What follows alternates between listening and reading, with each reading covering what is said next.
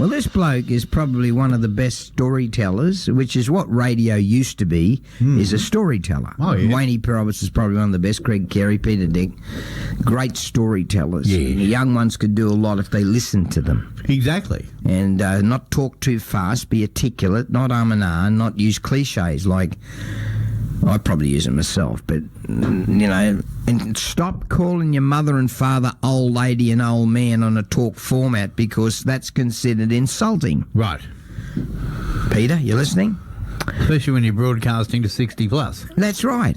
Yeah. It offends me every time. Yeah, I know. But they're all listening. I know. A lot of people listening. Graham Church is... Are they listening at Puddle FM today? Puddle FM would be listening. Oh, okay, good. Just to see what's...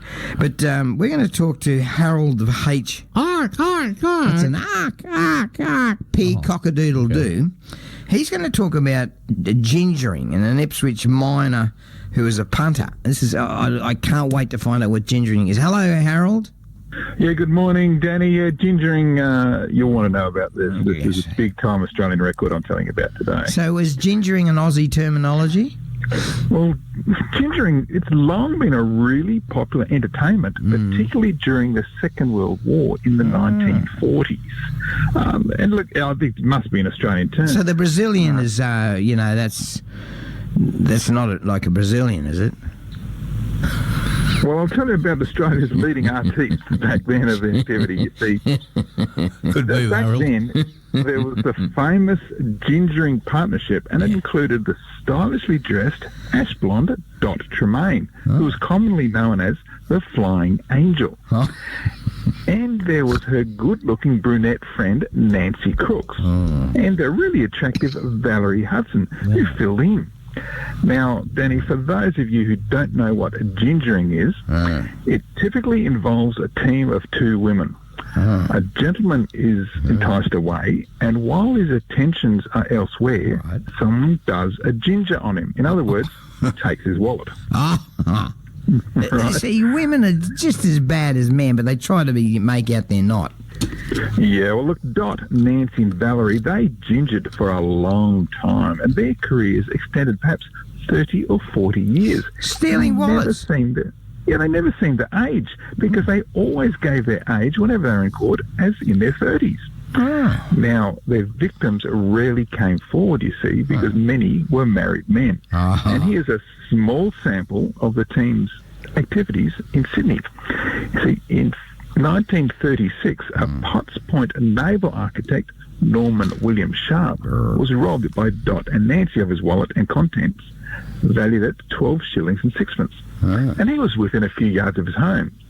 Even at this early stage of their careers, the team had been convicted hundreds of times in both Sydney and Melbourne.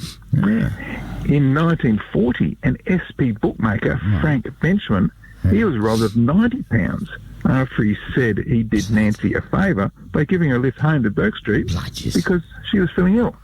Then in 1943, a Norwegian seaman, Alfred Weddell, was strolling through the city, met Nancy, and together they went back to her Darlinghurst address, where he was robbed of £83. Now, he said he only went back there because he wanted to improve his education and broken English. Is that what they call it? When he was asked about the removal of his clothes, he said he didn't know what was happening. International language. What's he talking about? Yeah, in 1944, a middle-aged American Army Sergeant, Henry Basil Brooks, had just got back from New Guinea after being wounded, recovering in hospital, and capturing a Japanese officer when he was gingered of £97. Wow. Now, he met Nancy, who invited him up to have a cup of tea. He accepted. Nancy told him to take his clothes off. He did. Now, he became suspicious that the tea wasn't coming when he saw Valerie steal his money and run off.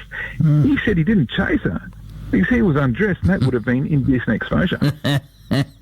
Now, again in 1944, an American ship's engineer, George Cabral, lost £85 and $293 US when he was gingered by Nancy and Valerie.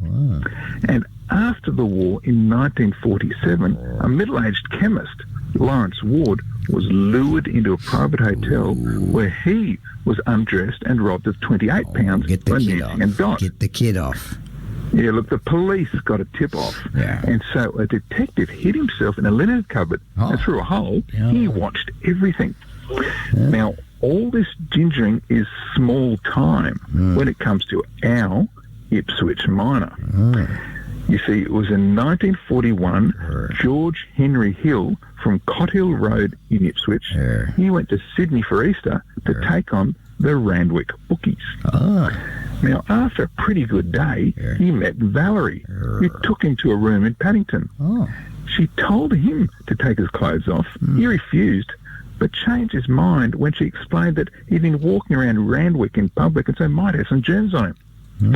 Anyway, Nancy then breezed into the room, removed the contents of his wallet, which was a whopping £2,700. Wow. Which is almost $1 million today. Now, in court, George said he didn't care about the money because he had more in the bank and he could simply go back to Ipswich and win some more. So Ipswich's George Hill spent almost $1 million for love, which the records I've looked through show that this is the Australian gingering record. Wow. And I doubt it'll ever be beaten. Wow, I got a mate called George Hill. Is it him? His father was a vaudeville entertainer, very talented. But mate, that is a great... What do you reckon, Churchy? That is a really good yarn. He's listening over there in Wales, and you just built it up, and you taught us something today. Gingering, is that Aussie? Well, I'd say so, because certainly the Flying Angel, she popularised it in the 40s. I'd say get your kid off too. If they're not getting their kid off, what's the point of you taking your kid off? Anyway, look, to this day, Ipswich George Hill, he holds the record, so that's the important thing. I'll have to tell any George. Philosophical questions that you have. Mate, you're a funny man. So where do we find this story and all the other stories you've told over the last 6 years? Yeah, you can go online to historyouthere.com, and there's about 230 Ipswich short stories, or you can go to all the socials. That's Instagram, Twitter, Facebook, X, and so on. And you can just link from there through the website. He is the man that tells a good yarn about Ipswich. His name is Harold the H. Peacock-a-doodle-doo, and he's a wonderful man. Thanks a lot, mate. Happy New Year. We'll talk to you next Saturday.